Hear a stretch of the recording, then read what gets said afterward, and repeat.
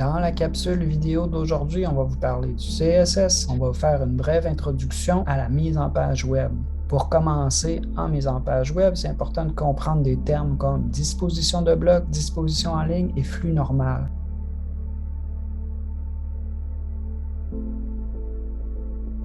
Ces notions-là vont nous aider à comprendre comment les éléments se placent dans une page web.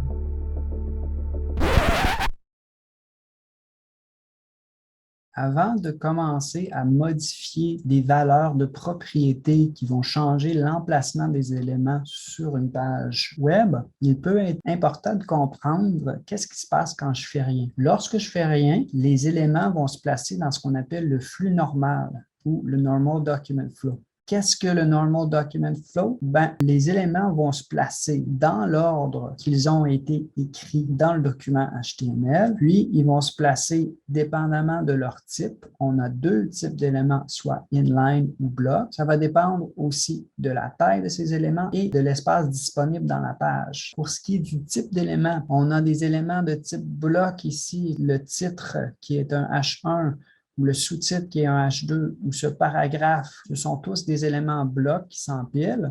Pour les éléments inline, on a les emphases, les liens, les images aussi sont inline. Donc, ces éléments-là vont se placer à l'horizontale. Leur taille, donc la dimension que j'ai définie pour les images, va aussi avoir un effet. Donc, est-ce qu'ils ont de la place pour se placer l'une à côté des autres? Et la taille disponible de la page, vous remarquez que si je redimensionne la taille de ma page ou de mon viewport, les éléments s'ajustent. Il ne s'agit pas d'une page adaptative, mais vraiment seulement le flux normal ici. Si on regarde une deuxième version de cette même page, ici, encore une fois, il n'y a pas d'emplacement qui a été changé. Tout ce qu'on a, c'est un petit peu d'espacement d'ajouter avec les marges et le padding et un petit peu de couleur d'arrière-plan. Comme on peut voir, les éléments se placent bien. La page peut être correct. Souvent, ce n'est pas nécessaire de se casser la tête à modifier la position des éléments. Au contraire, certains auteurs vont dire que c'est préférable d'utiliser le moins possible des changements de valeur pour les propriétés comme display ou position. En étant minimaliste puis en laissant le flux normal faire son travail, on peut éviter des casse-têtes pour la mise en page. Quelle est la distinction entre des éléments en ligne ou en bloc? Bloc va occuper tout l'espace horizontal et vont s'empiler les uns en dessous des autres.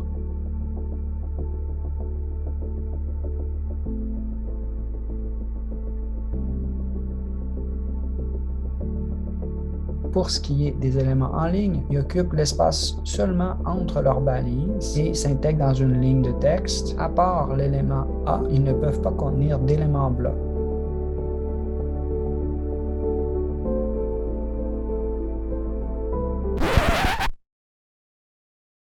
OK, pour nous aider à mieux comprendre la différence entre inline et bloc, si ce n'était pas clair jusqu'à maintenant, j'ai fait ce deuxième petit exemple-ci où est-ce que j'ai deux éléments. J'ai premièrement ici en rouge, c'est marqué « Je suis un span », un élément inline par défaut. En vert, ici, j'ai « Je suis un P », un élément bloc par défaut. Ce que je vais faire ensuite, c'est que je vais aller dans mon éditeur de code où est-ce qu'on va observer le HTML. Puis là, évidemment, il y a des choses qui ne sont pas correctes dans mon HTML. Le span ne devrait pas être seul comme ça. Ensuite de ça, peut-être aussi la mise en forme devrait être ajustée, mais c'est juste pour notre démonstration. Donc, ce que je vais faire dans mon éditeur de code, c'est que je vais prendre mon élément span, je vais le copier, puis je vais en coller 4 copies.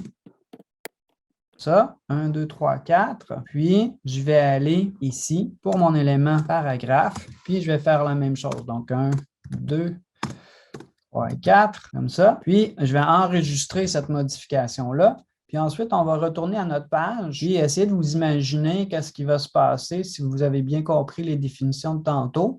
Qu'est-ce qui va se passer à mes éléments inline en rouge, puis qu'est-ce qui va se passer à mes éléments blocs en vert lorsqu'on va rafraîchir la page, puis le rendu va être à jour. Donc, j'y vais, je vais rafraîchir ma page. Ce qui se passe avec nos éléments inline, ils vont se placer un à la suite de l'autre sur une ligne horizontale. Ensuite de ça, mes éléments en bloc, vous voyez qu'ils vont s'empiler comme des blocs et ils vont occuper 100% de la largeur de leur élément parent, comme ça, pour créer les blocs. Donc, inline et bloc, on voit bien la différence. Maintenant, pour ce qui est de la propriété display, c'est une propriété avec des valeurs qu'on peut modifier pour modifier le comportement par défaut des éléments. Inline block et none sont des valeurs qu'on va explorer.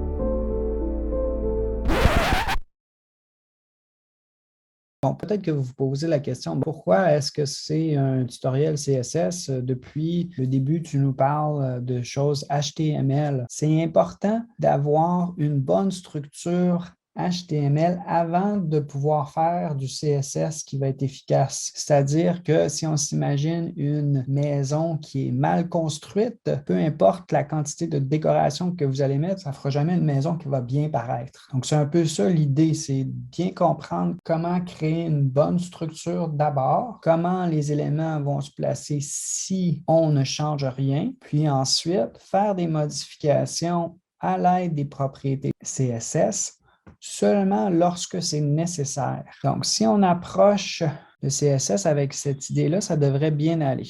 Je vais aller revenir sur la même page sur laquelle on était tantôt. On va commencer à changer des valeurs. Le premier exemple que je vais vous montrer, c'est une liste pour un menu de navigation. À quoi correspond ceci dans mon éditeur de code? Il s'agit d'une balise de navigation à l'intérieur de laquelle j'ai un UL. Ce qui se produit lorsque je vais faire ça, c'est que les items de la liste vont apparaître comme des blocs, l'un en dessous de l'autre. La plupart du temps, on voit le menu à l'horizontale. Donc, à ce moment-là, j'aimerais ça changer le comportement par défaut de ma liste. Je vais aller dans mon CSS. Pour ma liste, je vais ajouter la propriété display. Donc, la disposition par défaut est bloc, puis moi, je vais la changer pour inline.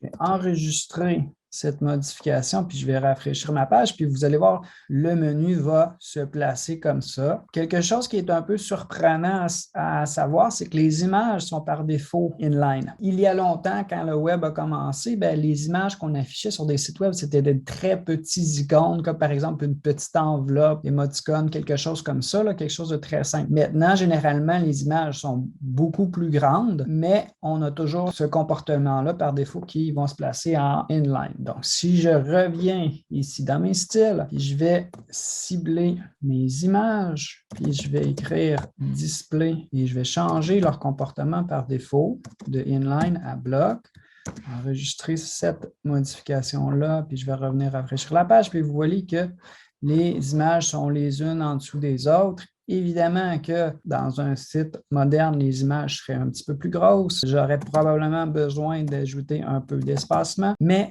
ce n'est pas de ça que je voulais vous parler, là, donc on va laisser ça comme ça pour le moment. Ensuite de ça, lorsque vous faites des recherches, vous allez trouver une valeur qui n'est pas une valeur par défaut, là, mais qui est une valeur pour display qui s'appelle inline block. À quoi ça correspond, cette valeur-là, qui semble être les deux valeurs en même temps, là? Qu'est-ce que ça signifie? Donc, ce que je vais faire pour les éléments ici, que j'ai donné une classe là, de inline B pour inline block, je vais rajouter du padding d'abord. Donc, mes éléments sont inline, je leur rajoute du padding. Là, je vais rafraîchir ma page. Si vous remarquez qu'est-ce qui se passe avec ma page, les éléments se chevauchent. Si par contre, je vais mettre, je vais enlever les commentaires ici, là, puis je vais mettre inline block, enregistrer ça, puis je vais regarder ce que ça donne. Vous voyez que mes éléments ont de l'espace, ils ne vont plus se chevaucher. Donc, je les vois bien. Donc, inline block, c'est pour avoir des éléments qui sont d'abord à l'horizontale, mais qui ont aussi des propriétés de bloc qui permettent de mettre du padding puis de l'espacement. On va voir ça aussi.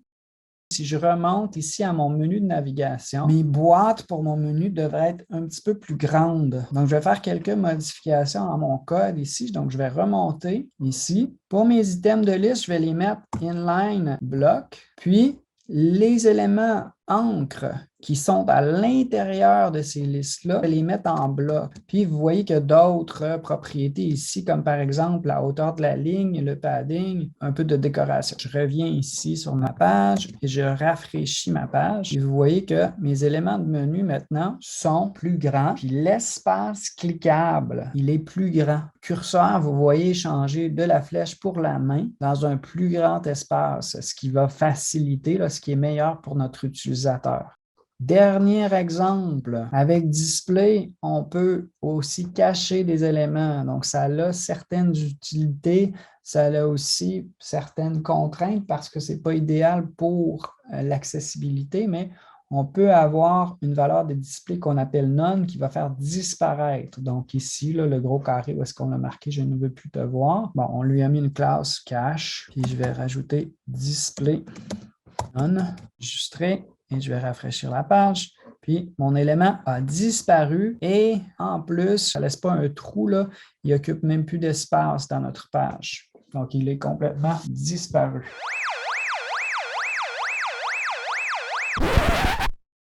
Pour la propriété display, il faut faire attention. Il s'agit des valeurs de base. Éventuellement, il va falloir apprendre à travailler avec DisplayFlex ou DisplayGrid. Et si vous voulez en savoir plus, allez sur les documents de MDN ou sur le site web du département pour trouver d'autres tutoriels.